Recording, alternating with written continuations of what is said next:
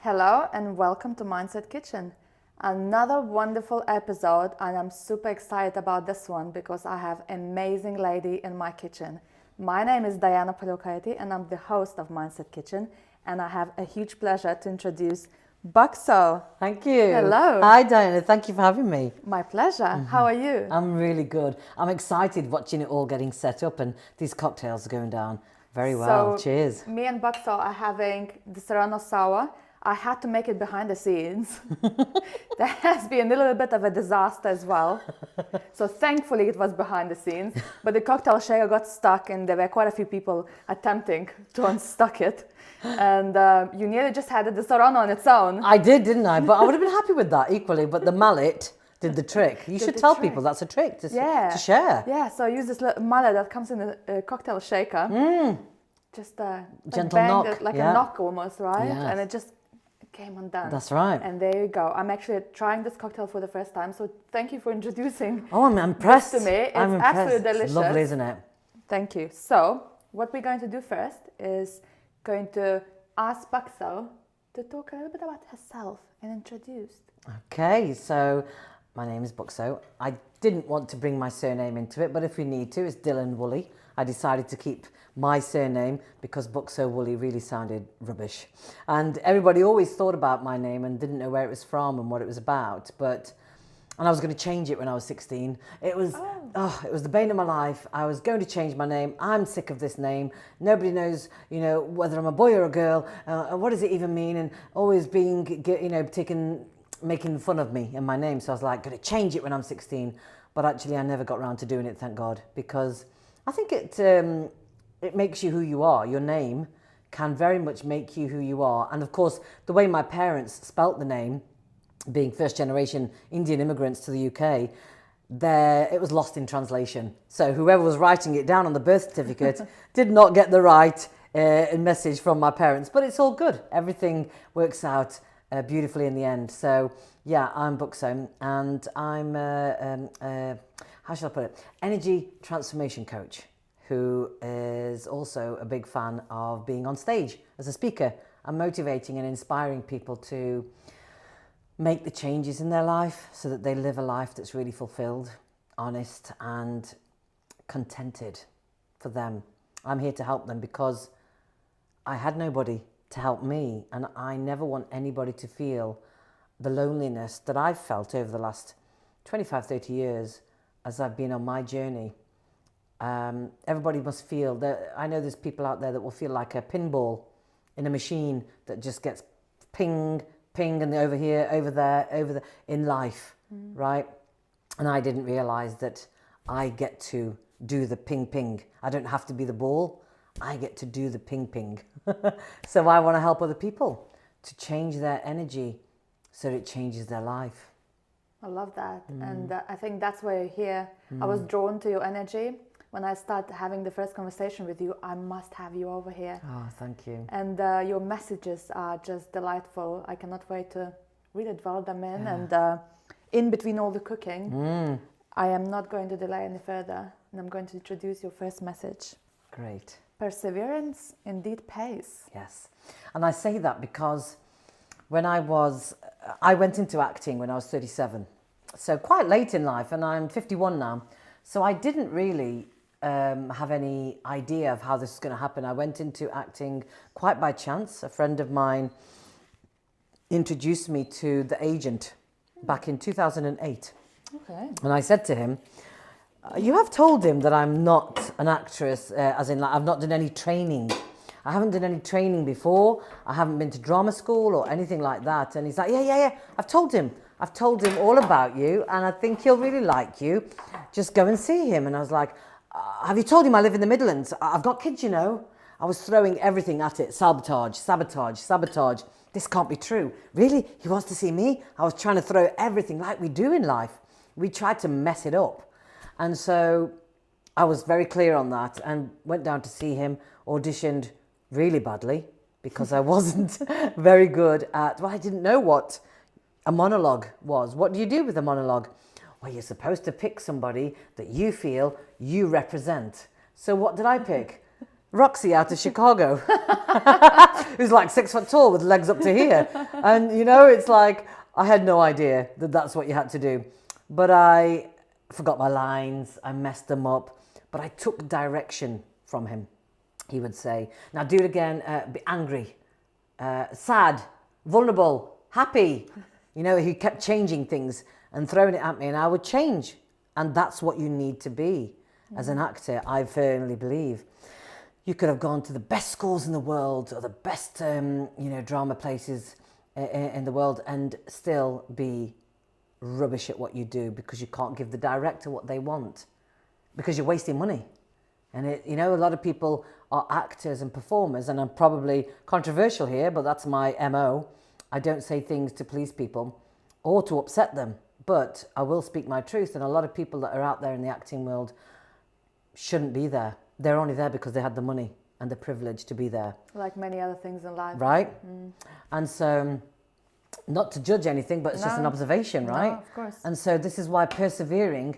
I wanted to be an actor when I was at school. I took my GCSEs, I picked art, music, drama, all the things that were creative. I left school with no qualifications. And my dad was straight away, right, you're not going to college or university because you're not very clever. You can come and help me in my family business. And I was like, I don't want to do this. Choices taken away from me straight away.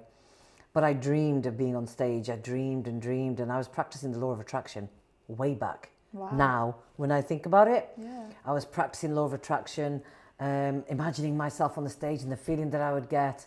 And I ended up on the West End stage in 2015.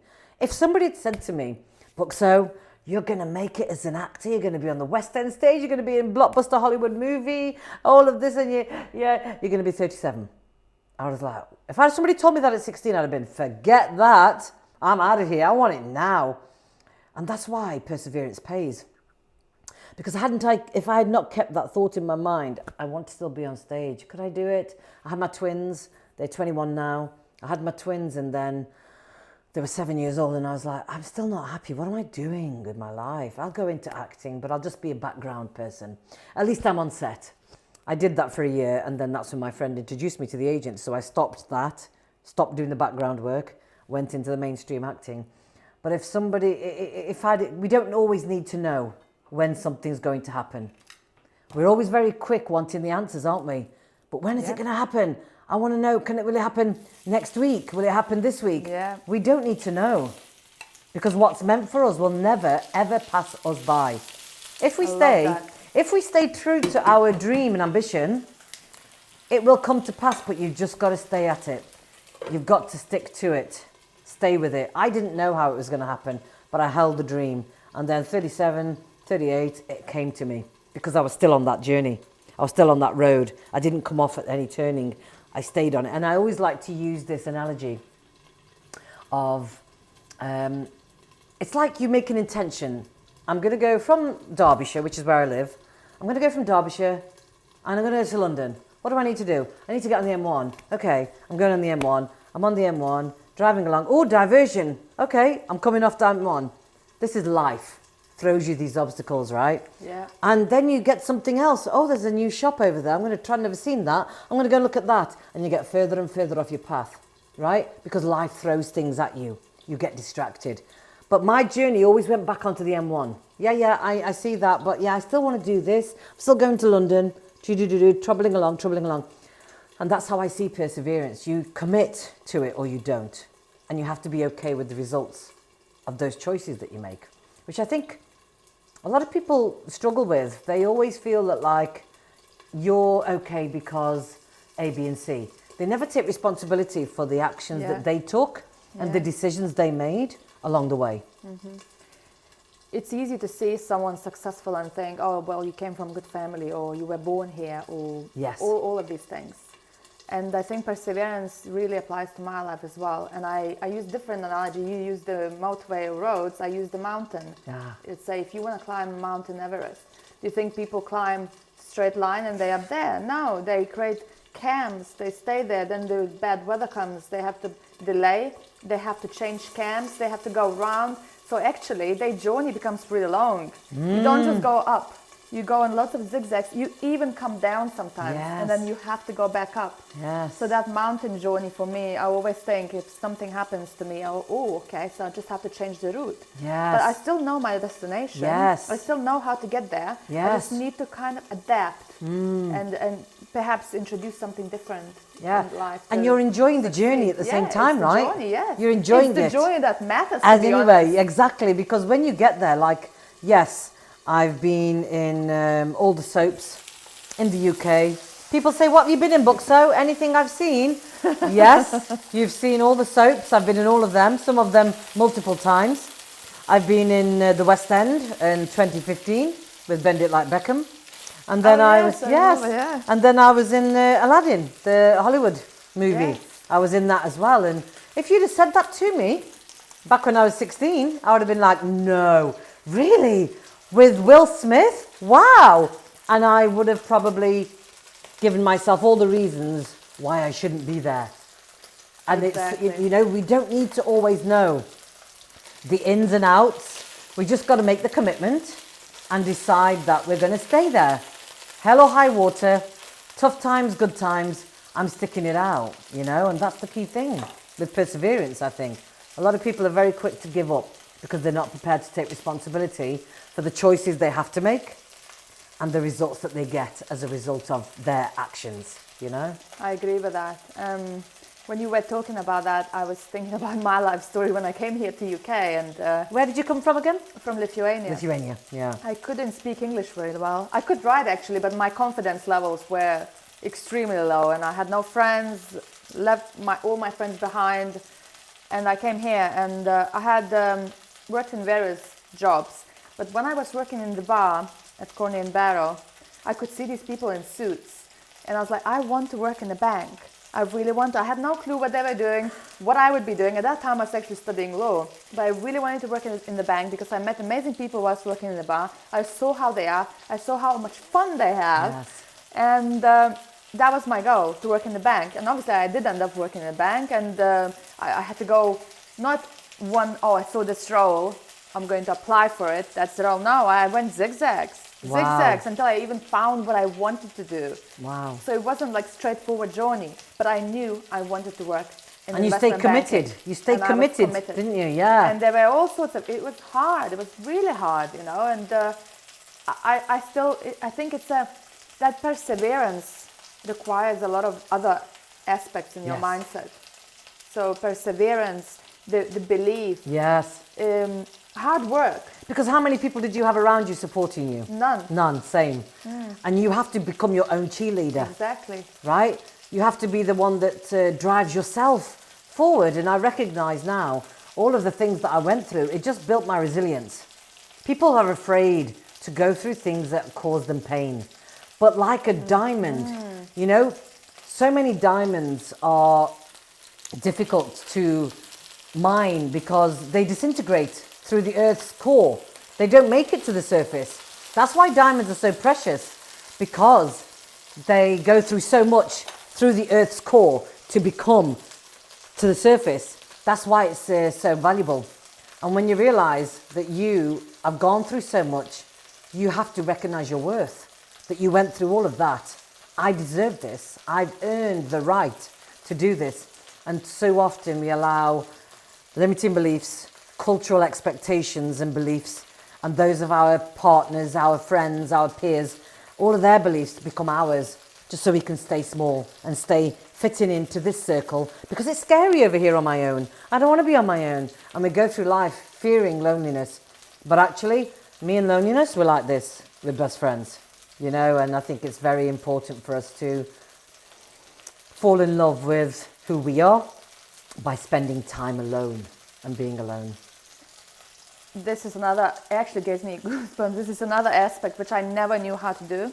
It's only when my husband died, I've learned to spend time alone, and I started to enjoy, because I made my time, and I made it not just spend alone, just watching TV and drinking wine Yeah. I actually sat with myself in my own presence, and I looked for answers. And time alone was meant growth. Yes. It was just such a beautiful experience that I've never experienced before, because I'm quite sociable. I would Same. always make things to do. I would like, what? I'm alone? Right, let's go out. Let's meet That's this. right. You know, let's call someone. Always did You always that. fill that Yes. loneliness gap with something. And to be alone is, I used to admire people who actually could say, oh yeah, I'm just chilling for a couple of days on my own. I'm like, really? I would Yes. be so bored. But not anymore. It's so not anymore. It's so beautiful to have that time alone and sitting in. I like to meditate a lot, so I sit in meditation for about 22 minutes. I'm trying to work it up to an hour, but slowly but surely in silence. You know, it's so good. That's when you get to connect with your true self. I totally agree. Meditations are my thing as well. Before I even say something, I'm started to cook, but you don't even know what I'm cooking. I don't. And It you're looks so great. polite, you're not even asking. Well, I'm asking that. That looks like chicken, which is always a winner for me. Chicken. So, Buckso sent me an email and she said to me, she loves chicken, she loves garlic, prawns, onion. So, I was thinking hard what to cook for you. So I'm making garlic, kind of Asian, a little bit sticky chicken with rice. Ooh. And I thought, okay, you love onions. So I'm going to pickle some onions. So this morning I pickled some onions. They're right here waiting to be served. I love that. So fresh. Yeah, it's right fresh. Yeah. And this meal, I've tested it. I tried it. Absolutely delicious. Light, but full of flavor. I hope you will love it. So whilst Buckso was talking on the first message, I was just dabbing already my chicken thighs in the pan, and that's the noise. Sometimes we have a little bit of noise here, but thankfully you've been an actress and you're still an actress. Just carried on. You just carried on. Your voice slightly increased. Wonderful. I don't need to tell you anything else. So going back to meditation, I think we touching quite a few things here with the mindset. And that perseverance teaches you quite a lot. Yes. And I always think, I am 38 now, so I'm talking about this at 38. I wished I was like that when I'm 20. Oh. But when we're young, it's not happening. You're not ready. And I think it's supposed to be like that. Yes. You're supposed to be failing, trying lots of different things, working really hard. Oh. You know, almost like making those mistakes and taking them the right way. That's one thing that I wish I've knew. Yes. You know, I wish I've known when I was going through lots of things in my life. You know, heartbreak, you know, breaking up with a boyfriend, and I wish I looked at it as I'm going to grow. Yes. This is part of my journey. So that's all I ever needed. And I think that's what we still can do when we are young. Yeah. To understand that actually, the more you experience, the loss, the heartaches, the mistakes, the failures, the more you're going to achieve when you are 38, oh basically. My gosh. I wish, you know, for you to have this level of awareness at 38 is amazing. You know, I wish I'd had it at 38, you know, when I was fumbling through the dark. And like my kids now, they're 21. I've got 21-year-old twins, a boy and a girl. My daughter is reading books that are way beyond her years, supposed to be, way beyond her years of comprehension. But I think we forget the whole point of us having children is that they evolve into more than we were at their age. That's supposed to happen. They're supposed to be more on it. They're supposed to be more astute. They're supposed to be more self-aware because of what they're exposed to. And then I often wonder, well, what can I teach them? And the one thing that's constant in all of this is the truth. Not my truth, not the relative truth, but the absolute truth, the universal truth. Yes. Right? And when you talked about that thing, at 20, if this was to come to all of us at 20 years old, we would never have that value of self-worth. No. And self-value where we think we've gone through something. Now I know what this means. You endured something. That's why a lot of people that are born into money and don't have to go through anything are often dependent on drugs and alcohol because they don't feel a sense of worth when things are handed to them. Nothing is joyful anymore. Joyful. Yeah. The pain and the joy is taken away from them by the parents because they think, yeah, but I had a tough life. I want them to have it easy. And it's like, come on now. You're killing them with kindness. You're ruining your kids. Now stop it. You had it tough. They don't need to have it easy though, you know, and that's where I try to be the voice of reason. My husband is very much a case of, no, that's okay, let them have this, we can do it, we can manage it, they can have it. And it's like, but where are they getting their sense of worth from in all of this? Where do they get to say, I earned that, I deserve that? You know, like my son at the moment is training to be, he's doing a charity ultra white collar boxing match.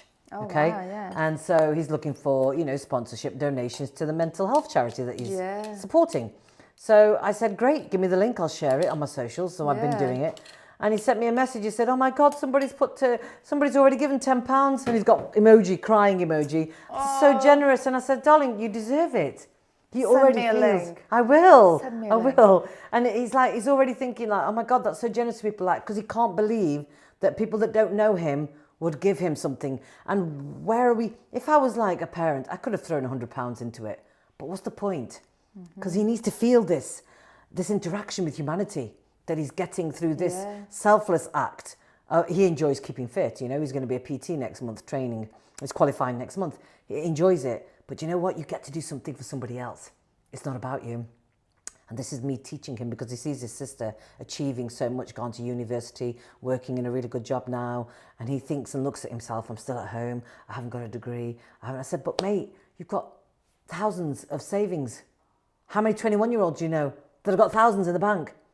Yeah, because of how you are and how the decisions you're making. It's very interesting to watch them different in their approach to life. We can't treat them the same. They are different individuals, you know. I agree. And the same way I'm looking towards my son as well. I want to give him everything. And sometimes I'm like, ooh, is it going to make him the person that is actually not going to want to be, you know, because of how he will become. Because how you're molding him. Laid out for him. Because I never had anything laid out.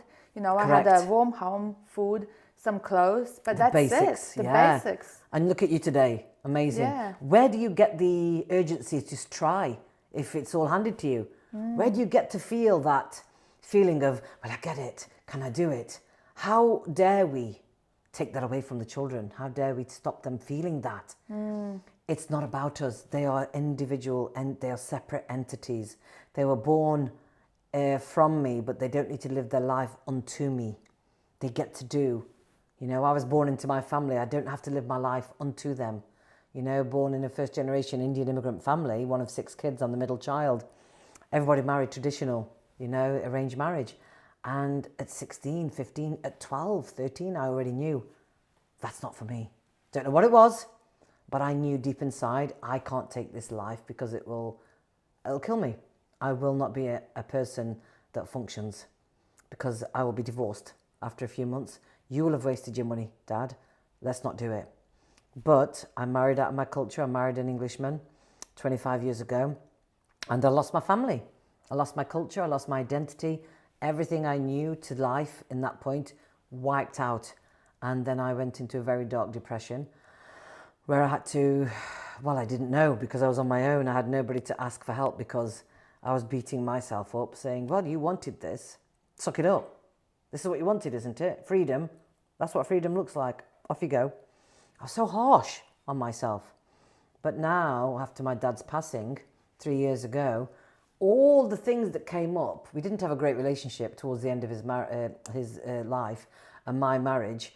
He never really got to know my husband. He never met him and had a chat with him. He's like, no, you carry on doing what you want to do. You can bring the kids, no problem, that's fine.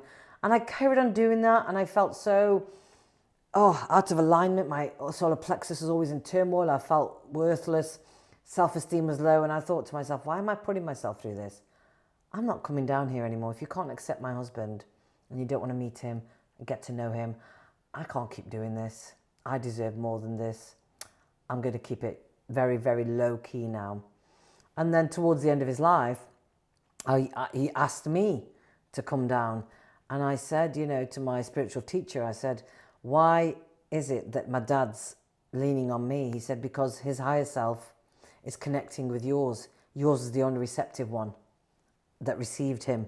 Yeah. And that's what I do today, is I connect with other people's higher selves to commune and conversate with them and get the truth for them by direct communication to their higher self. And that was a huge learning for me for those 3 months before he died, where I started going through the healing process of Ho'oponopono. Have you heard of that? Yes, I heard. Amazing. And I never understood, and I say it to my clients all the time, you need to forgive yourself. I haven't done anything wrong. No. It's not what I'm saying. It's different, yeah. You have to forgive yourself, because it doesn't mean that you did something wrong. Forgiving others doesn't mean what they did is okay now. It gives you the liberation, the freedom of release. That's all. You're releasing yourself from the clutches, the claws that are in you. It allows you to say thank you and release yourself, you know? I agree, and I think forgiveness serves a part of certain healing to yourself as well, because if you hold on to certain, let's say, my dad relationship, if I don't forgive my dad, claws will be in me. All the time. So once you release that, you forgive, you may not forget, but you forgive. That's right. You feel lighter. You get rid of that bad energy within you. That's right. So that's even like, I would love to add this another mindset message about that forgiveness to yourself, forgiveness to everyone you hold on to in your heart. Forgiveness for anything, for any actions and other people's actions. And it releases you. Yes. It's that freedom. Oh, people just, you can't ever explain it in words. It takes some time, because there's so much meaning that people put on it. If I forgive them, it means ABC. No, it doesn't. It means you get to be free. It's about you. It's always, it starts and ends here. Exactly. People are too busy looking outside. What needs to change? I don't like the way you talk to me. You need to stop doing that. I don't like the way they work at the office. They need to change things at the office. No, they don't. You just need to change how you're approaching things. Exactly. How are you viewing, approaching? Through your mindset. Absolutely. Exactly. So that brings us really nice to the second message, but I was wondering if you start smelling I smelled the garlic. shed loads of garlic here. I watched you squeezing. I was like, yes, girl, go there. More. So before I introduce the second message, I just wanted to quickly say what I'm putting into this sauce before it goes into the pan. So lots of garlic. This is the chili Korean paste. It's not really too spicy, but it's like red pepper. Oh, so chili. you use a paste instead of raw chilies? Yes, Interesting. It's a paste. We got soy sauce going in, and we got lots of honey. Wow. So make it sticky, sweet, a little bit of spice, honey, soy sauce, garlic. Have you got this written down somewhere so that I can use it? My husband will be very well, impressed. I hope you like it first, so test it out first. It's chicken and it's garlic. I know I'm going to love this. So I'm going to quickly mix this up. I had to switch off the pan just to be aware that the noise, lots of noise causes, we lose the message that you're saying, or people might not hear, but I'll put back on. And this recipe splashes so much, so that the last time I've done it, it was everywhere. So I've got a lid. Yeah. I've got a lid, and I'm hoping it's not going to splash on me this time, because last time I did, it was like, oh my gosh, everywhere. But that's fine. It has to be like this. Yes. It has to be like that. So I'm going to introduce your second message, because you just really nicely kind of start walking towards there. I did, the segue. I said very intentionally. So the second message is amazing, touches my heart right away. The beauty in life after death. And I never thought that I would be impacted so much by my father's passing as I would, because as far as I was concerned, I've been in energy healing since 2000. So I knew all about the spiritual world. I knew what happens. I thought I knew what happens after we die. And I was like, yeah, I'm okay with what happens to our bodies after we pass away. It's all good. But then I didn't anticipate what happens to you when a person that you are connected to through the family that you don't have a relationship with, because we automatically assume we're connected by having a bond of commonality of good relationships, but actually you're connected full stop, right? And so when he left this earthly plane, it was like every attachment that we had, whatever it was, wherever it was in my body, was dragged out with him. It was taken with him. And I was forced, thank God for lockdown. Thank God for lockdown, because me being the alpha female I was back then, always in survival, I would have been busy, keeping my head busy. Yes, it's okay, Dad's passed. That's okay, that's fine. We knew it was going to happen. Matter of fact, very logic, no heart centre, because this was shut down. So what happened that year was this cracked wide open. And I was forced, my rheumatoid, because I was my body was diagnosed with rheumatoid arthritis in 2016. And it was plodding along. But then when my dad passed away that year, it flared up, because I know what stress does to the body. It's the biggest killer. It's going to bring things to the forefront, and it's going to show you what's wrong. And all the room, I couldn't walk down the stairs. I had to come down the stairs on my bottom one at a time. I couldn't put a bra on, so I just didn't wear one. I was in my house coat all the time. You know, thank God for lockdown. Thank God I didn't have to get dressed and put makeup on, because I wouldn't have been able to do it. My hands and feet stopped working. So it all flared up. And in between all of that, I got a role for six episodes on Coronation Street. And this was going on, and I was like trying to deal with this, and my thinking, can I function and can I cope? Oh my gosh, it all came in that moment. And I just thought, what the hell is this all about? What is going on right now? Are you testing me right now? And of course the universe is always ready to test you. That was my biggest test. And what I found over the last 3 years, these questions were coming up. I was like, why have I got these questions? Where are they coming from? I know what's happening. I know what goes on after we die. Why I've got these questions? And I can only describe it as another part of me in myself, my soul, whatever. Once the heart was open, another part of me opened up inside the depth. It's like, you know, the Mariana Trench is the deepest part of the South Pacific Ocean. It's like if Mount Everest was at the bottom, it would still be 2 kilometers short of the surface. It's that deep. Wow. And that's how I describe it. In that time, I went to the Mariana Trench of my soul. You know, I went to the Mariana Trench of my soul. I went so deep that the questions I had, nobody could answer. In my peers, in my circles, I was like, what does this mean? Why do I feel this way? Oh, I was all over the place, that pinball again, you know? And it forced me to go within. I had to go within. And as a result of that, a direct result, I had these questions like, oh, people make a diamond necklace out of their loved one's ashes. How does that happen? Oh, we have about 3 grams of carbon in our bones when we die. So in the ashes, you take the ashes, you put them in the laboratory for 9 months. The diamond grows because of the carbon. And I was like, but why do we have to wait until we die to shine?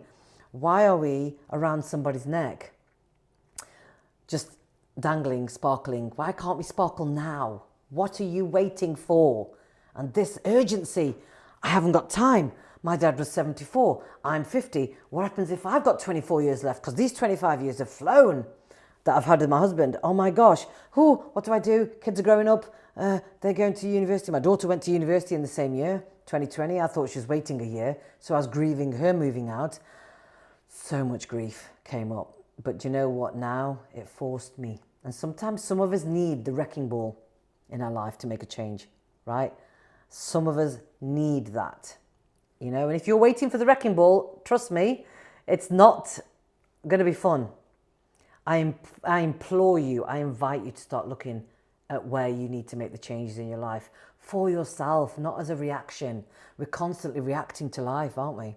And always in reactionary mode means you're constantly in survival mode. You're always trying to, you know, stop surviving? Why can't we start thriving? And just living a life of abundance, because we're too scared to be judged. We're too scared to have people that we've grown up with and been with for 25 years in our lives, and friends and family. All that's going to change if I change. Yes, it is. But you know what? Embrace it, because the beauty of what it brings you. And I'm not doing anything. I'm effortless. And when people say to me, I love your energy, I love what you're saying, I love your voice, you feel so calm, I feel so good when I'm sat with you. That isn't me trying. That's the beauty of life now for me after a death. How will I be when my mum passes? Who knows? But I'm open to receive all the gifts that I am taught as a result of it, you know, and being prepared for death is imperative in life. And, you know, when you spoke about your husband only passing a month after my dad passed, you've literally experienced grief the same time as me and so much younger. So it's interesting to see what beauty you've seen in life afterwards. Thank you so much for asking that. I really appreciate. And it's interesting how you were referring to, because it literally done something like that to me. And it was COVID lockdown, and I used to say, you know, my lovely husband, you couldn't have chosen more perfect time, because people would say, well, actually, at the beginning, I used to say, well, why did you choose this time? Because I'm all alone. Nobody can come and be with me to help me grieve. But actually, with the certain mindset that I had, the way I approached it was actually the most perfect time. And I actually written in my blog, I am grateful for the death. The death was going to come anyway. And if I don't start feeling gratitude, appreciation, as soon as possible as I can, I'm going to waste my time. So when he passed away, something opened up with me, and I decided to make this chapter my best chapter ever. One, to make my husband proud, and look for loads of answers, which I found. And as you said, with all meditations and everything that happened, I connected with him. I found where he's gone, and all the woo-woo stuff that people would think crazy woo-woo. But hey, wow, I have experienced it all within me, and the beauty that has brought to my life. I'll never forget this, and I'm so grateful for it. Yes, if I had to turn back the time, I would bring him here in a blink. Of course. But I can't do that. But what can I do? What can I do with this moment, with this chapter of my life? I decided to make it my best, and that's why I'm having you here. That's why I have Mindset Kitchen. I have made so many choices, intentional mind and heart and soul choices that allowed me to stand here and have an absolute certainty that I am where I'm meant to be. Purpose is a huge thing that people struggle with. You don't necessarily always have to go through loss, you don't have to be... See, this is the thing, the beauty in life after death of anything. You could have the loss that you are experiencing from a job that you loved, you can't do anymore, a relationship that no longer wants you, a friendship that doesn't want you anymore. We're grieving all the time, and we don't honor that. Loss. Yes. We just think that, oh, well, we get angry, we make excuses, and we don't allow ourselves to grieve the loss of something like that. People are going through loss all the time, and in my Facebook group, it's called Dying to Shine, because I'm always wary of people waiting for something. Like if we're going to wait to become a diamond at the end of a necklace, what are we doing every day? Slowly just dying to shine, because we're all dying every day. Every hour that passes, we're getting older, right? So we are incrementally, by the very nature of each day passing, we are dying. Yeah. So if we're just going to become a diamond around somebody's neck afterwards, are we just all slowly dying to shine? Well, that's not for me. I'm not here for that. And I am unapologetically showing up as the truth of who I am, the authentic me. And you can only be the authentic you if you are in alignment with your core values, the essence of who you are. That's how you bring your soul into alignment to give you the insight into what your purpose might be. Because a lot of people don't even know why they do what they do. They don't take the time to understand. But why does that upset me when they do that? Well, what's your core value? Is it integrity? Because if it is, and they're acting out of integrity, you're not going to like it. But you continue to stick it out, making yourself less than each and every time. Just take yourself out of the situation. Remove yourself. Yeah, but then I'll be lonely, or I'll have no friends, or then I won't get the business that I want and the clients. And it's like, you will, but you've never tried it. That's why. You will. You need to trust the process. You're doing all the right things. The universe can't not help you, because you're doing everything in alignment with your soul. That's what you signed a contract for before you came here. If you believe in that stuff. A lot of people don't want to believe in that. They want to blame things outside of themselves. Yeah, I know. And that's the thing. Not believing that, just thinking, come on, we all die and it's done and dusted. Our souls continue the journey. And it's really hard to tell someone who's never experienced something like that and who is not spiritual. And I was actually never spiritual. I was like, I didn't think about it at all. Wow. Obviously, when my husband died, and then he called me 3 weeks later after his death, I wanted to find out where he went, because I knew his soul is living the life. And what gave me peace is understanding that he has chosen that life and he's okay. And when people usually say this person passed away, it's okay, they don't feel any more pain or anything. Actually, it's not even about the pain. Not about the pain. They actually continue their soul journey, and they actually continue their soul journey in their best version, and they are actually really happy. It's as humans feeling sad and lost, We and we create grieve for it. them. Yes. We because create the problems. we create that problem. Yeah. And because we attach to things, we attach to physical aspects. So that's what I miss the most when my husband died. That I can't hug him anymore. Yes.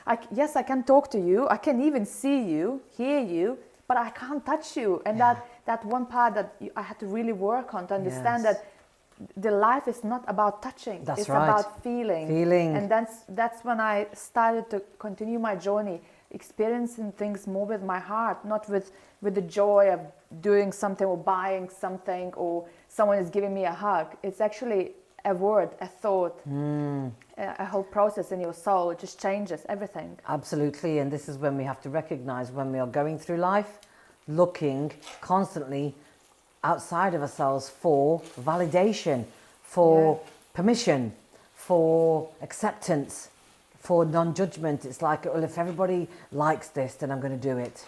What? Do you only get one go at this? Next week is not guaranteed to any of us. No. Would you have done it this week if you knew next week you'd be knocked down by a bus? Of course you would.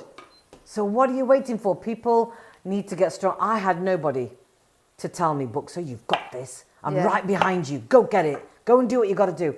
I had nobody. And, you know, that was my journey. Maybe that's what I needed, to have nobody in order to become the teacher that I am today. Maybe other people are not strong enough to do this on their own, and they need a Buckso to help them through it. And so, you know, everybody's journey is independent for them. And so that's where I really embrace the prospect of being a support. I'm not there to do it for you. You've got to commit. I'd rather turn you away. You can keep your money. It's not about the money for me anymore. Yes, I'm going to get paid for my time, but that's not the leading factor. It's, can I make a difference in your life? Are you open to receive? And are you going to be coachable? You know, it doesn't matter. People, just because you've got the money doesn't mean I'm going to take it. You know, and people need to recognize that just because they've got the money to do something doesn't mean they should do it with that person. Be a bit more discerning about why you're making these choices and take responsibility for that. I agree with that, because I think there are, I may be saying some, you know, bad justice to other coaches, but there are lots of people with the wrong intentions. Absolutely. And if our intention is always to make money, we will not have that heart in there, and we will not receive the connection. I think the connection is made when your intentions are completely different. And it's hard in this day in life, because we all need to make money, we all need to live. And somehow to disconnect from that is possible even when you're making money. Yes. It all comes from that soul, from the internal world, rather than the external. If you focus more on internal, the external will actually not going to matter at all. At all. Yeah. And this is what goes around. This is what you take when you go into a meeting. You know, you don't take all of the accessories and the external stuff with you to, hey, this is who I am. Yeah, this is all the things that I have in my life. They don't go with you. No. You know, you don't, when you move countries to escape your problems, you're still going. You're the problem. You're still taking it with you. Just because you've changed your environment doesn't mean the problems that you've been carrying around in your life are no longer going to show up. You're the problem. It's still going with you. You know, so yeah, it's a big one, a big bitter pill to swallow for a lot of people. And you know what, I'm standing here, and I know you are standing here. We both experienced the beauty after death. But we don't have to experience the death to experience the beauty. No. As you say, we have to experience some sort of grief many times, some sort of difficult challenge. I think usually it's, we all humans, and we will all experience all of this, right? We're not going to, no matter where you live, no matter how much money you have, you will experience difficult times in your life. Look into it deeper, I always say. What is it there? Why is it coming to you? Don't you want to know? Yeah. Surely you want to know what's going on for you. It's not because it's bad luck, or this happened, or because of my fault. Yeah. Look into it deep. I always say to people, find the reason and make it positive. Make it positive, change it, because you get to change it. People don't realize that they create their life. What do you mean? I asked to get beat up, I asked to get raped, oh, I created that. That's not where I'm going. There was some point in your life that you made your decision and put you in that place. Yeah. Put you in that situation, that environment. You allowed it to a certain degree. Take ownership. This is not a blame game. No. Your focus is on the wrong thing. You should be looking at it and thinking, right, well, how do I get to change it? How do I get to make this better? You know, it means by acknowledging your part in it. Yes, I shouldn't have done that. I shouldn't have said that, and I'm really sorry. And I'll be better at communicating next time. You know, what are you going to do different? As opposed to just saying sorry. I never said sorry in my life. I only started saying it recently. You know, apologising to my husband for being the woman I was. Angry woman in the early days. But that's because I was going through my own depression and my own issues that I didn't know that I could do anything about because nobody told me. You know, we have to make amends. We have to say sorry. Whether they receive it or not is irrelevant. Your need to be whole in your space and place and neutrality has to be paramount. So, would you say you're grateful for that experience? Absolutely. I wouldn't want it to be any different. Sometimes I think back and think, well, if you'd known that he was going to die, would you then still try to get him to meet your husband? No, because my dad was still the guy he was. I'm looking at him now, I'm thinking of him as the spirit and how lovely it would be. No, he was still that guy. Nothing changed with him. He wasn't doing the inner work. I know what I know now. He does it. He knows it now. He's in spirit. Yeah. You know? But no, nothing can change because they were still the person. I have no regrets. I never regret anything. Amazing. Everything happens for a reason. Absolutely.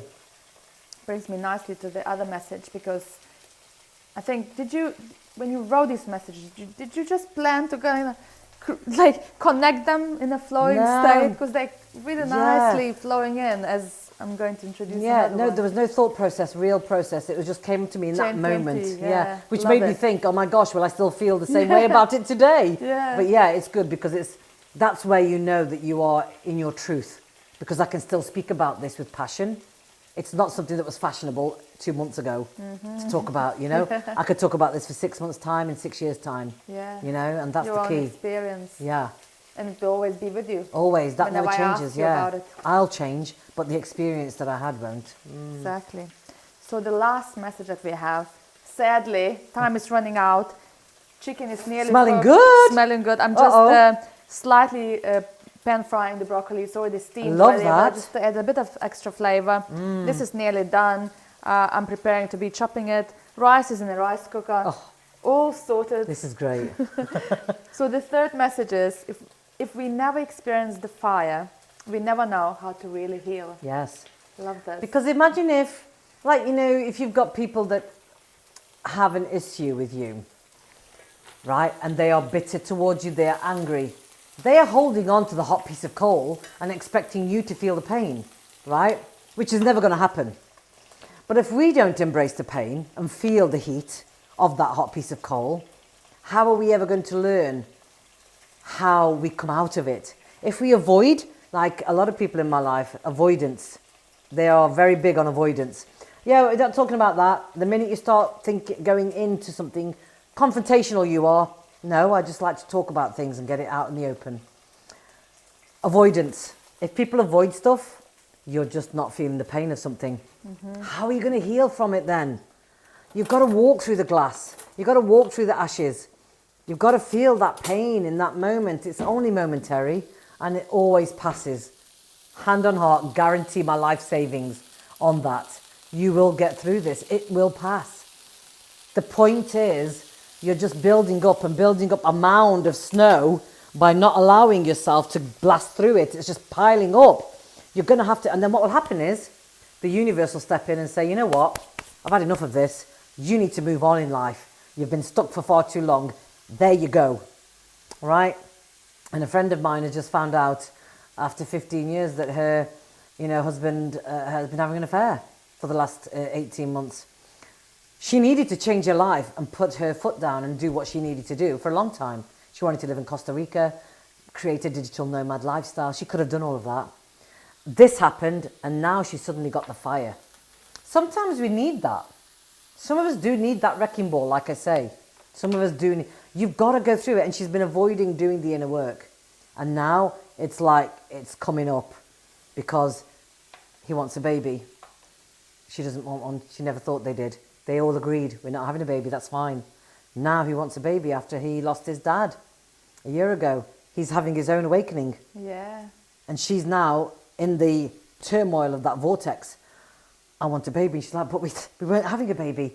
We agreed this wasn't going to happen. What the hell? Because her feelings behind having the baby go back to her childhood of her mum having bipolar after she had kids. She's made that her truth.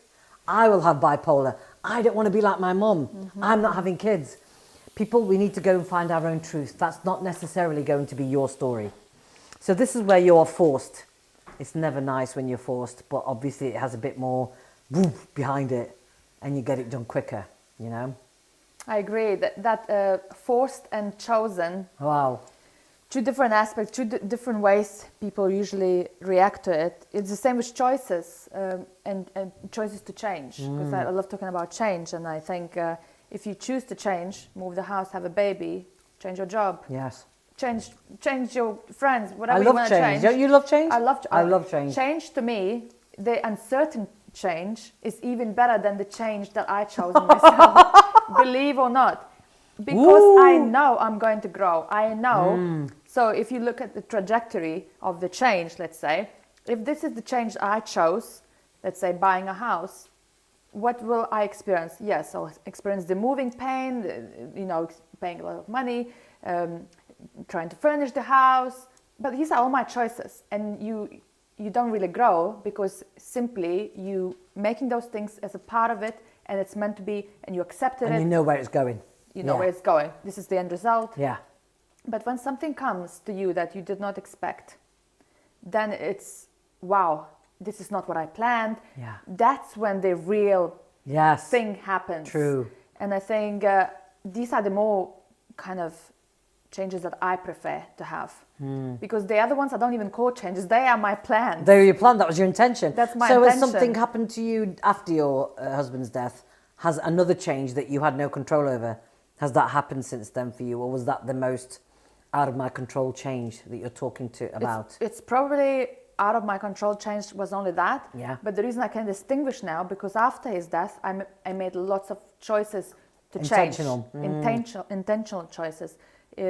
Changing where I live, moved the house, I've quit the job, I've decided to do totally different things, and these are all my changes. But when I put them in a pile, it's a lot of changes in my life because I always say it feels like somebody picked me up from my really amazing previous life. We had a baby, we lived amazing life, traveled the world, we were buying a house. It was perfect life, and then just dropped me in this life that I'm uncertain when I'm going. I'm a widow with a little son, and my life is completely changed. I'm living in a new house, not in London anymore. So I'm not doing the same job anymore. Wow. This COVID, lots of other things, right?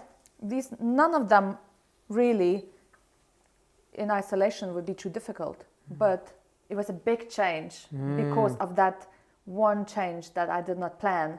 The rest was almost kind of, I had to do. Yeah.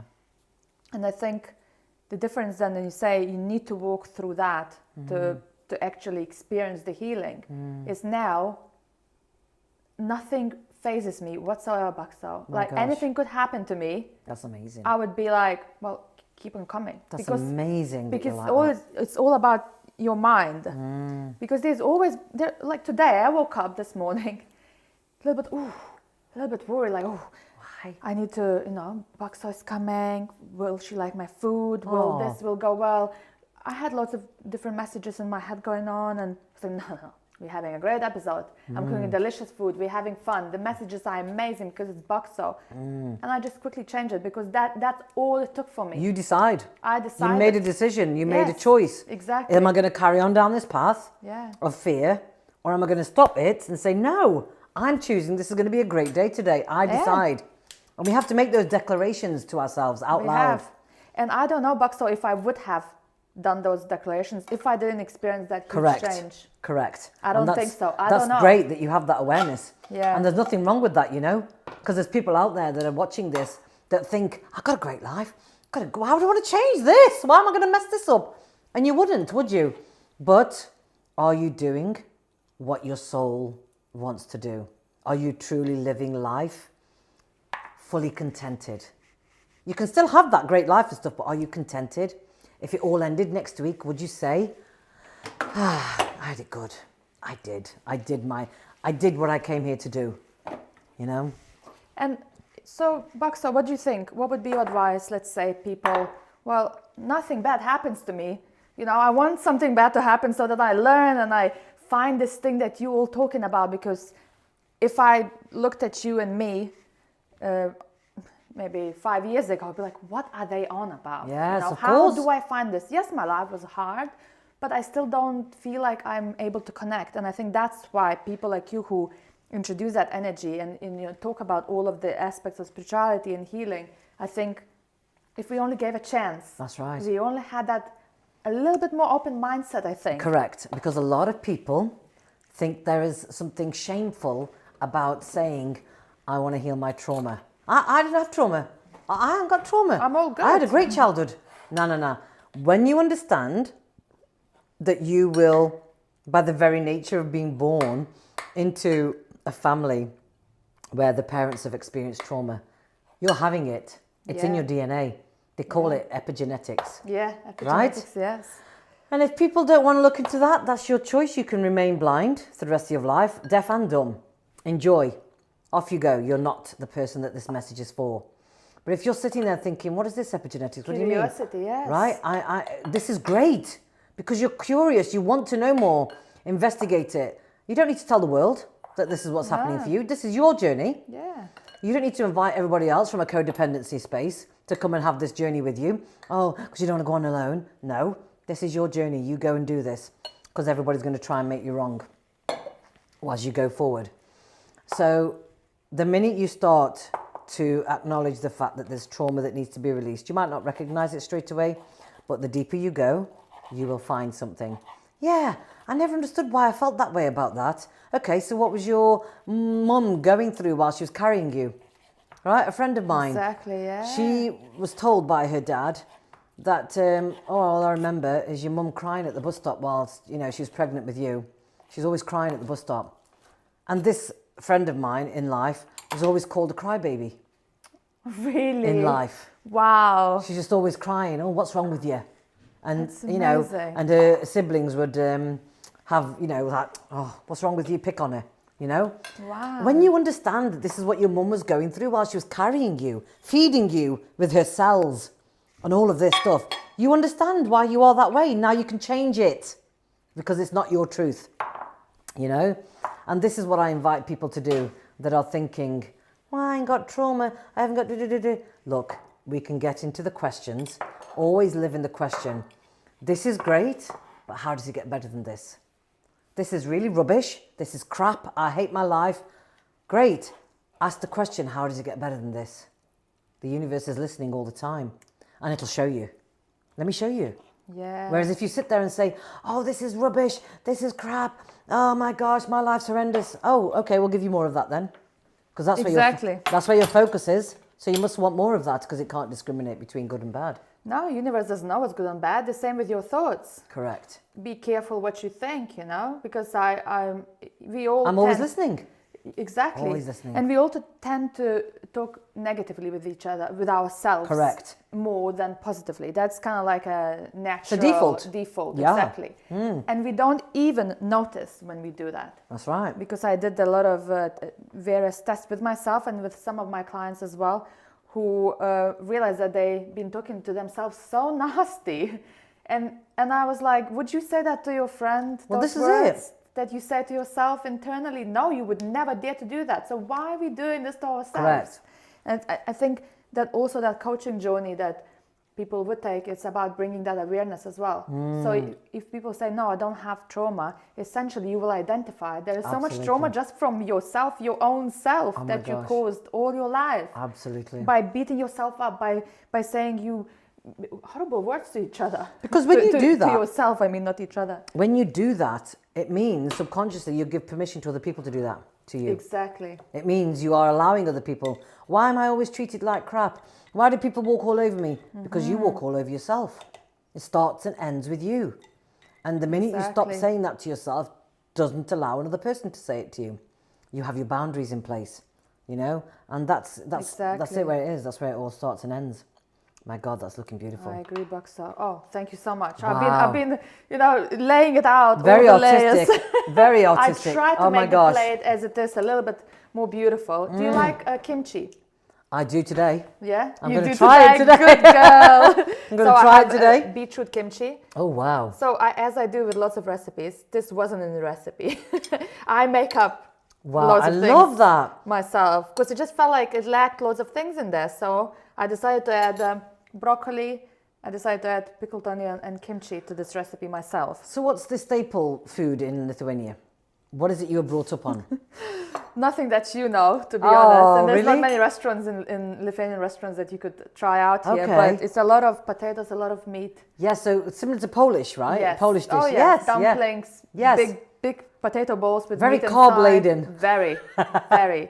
But I absolutely love my food. Yeah, and I tend to eat when I was living in Lithuania, I would eat that every day. And now it's a cheat meal. Is it? Yeah, it's a lot of carbs and Yeah. sour cream and bacon. Oh my all gosh. of that. Yes. Sounds beautiful. Next time you come Lithuania. Yes, meal. please.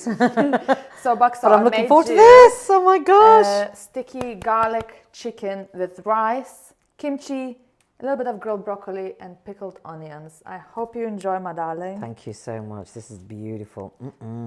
So Buckso, I just want to say thank you for sharing so openly your messages. My pleasure. Because these were all truly from your heart, and you've been open and honest here, and it's exactly what I wanted from a wonderful guest. Thank you. Thank you so much. And would you be okay if I add your details on my website? Please do. So if people want to reach out, they can reach out to you. You are on Facebook, you got your website, and I think LinkedIn as well. Yes. I will add all those details for people if you would love to reach out to this wonderful lady. I wanted to say thank you so much for watching this lovely episode. I enjoyed talking to you. I enjoyed cooking. And thank you for being here. Thank you. Thank you. Done.